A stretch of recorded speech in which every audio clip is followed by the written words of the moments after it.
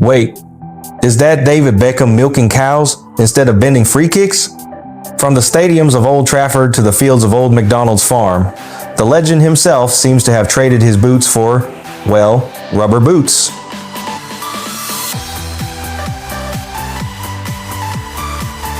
David Beckham recently shared photos from his quiet farm life, and honestly, it's given peak retirement goals. There he is, rocking a straw hat, surrounded by goats, chickens, and probably still looking more stylish than 90% of us on a Saturday night. And of course, fans are like, is he training the sheep to do free kicks?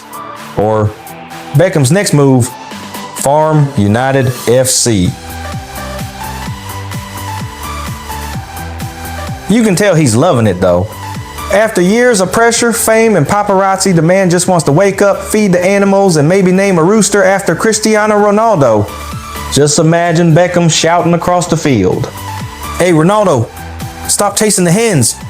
Meanwhile, Victoria Beckham is probably somewhere saying, "David, please don't smell like cows before dinner."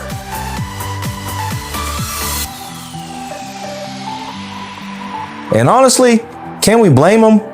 He's earned the peace. The man has done it all: World Cups, fashion shows, launching Inter Miami, and now, apparently, mastering tractor mode. It's kind of refreshing, right? Seeing one of football's biggest icons go full country life. Because not every legend ends up in a Hollywood mansion. Some end up with sheep that probably understand more about teamwork than PSG did in 2021.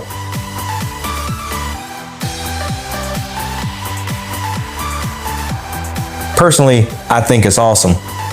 Beckham's showing the world that success isn't about flash, it's about finding peace. He's still David Beckham, just with fewer goals and way more goats. And if you think about it, whether it's on the pitch or on the farm, the man still delivers top tier assists, just this time to the chickens.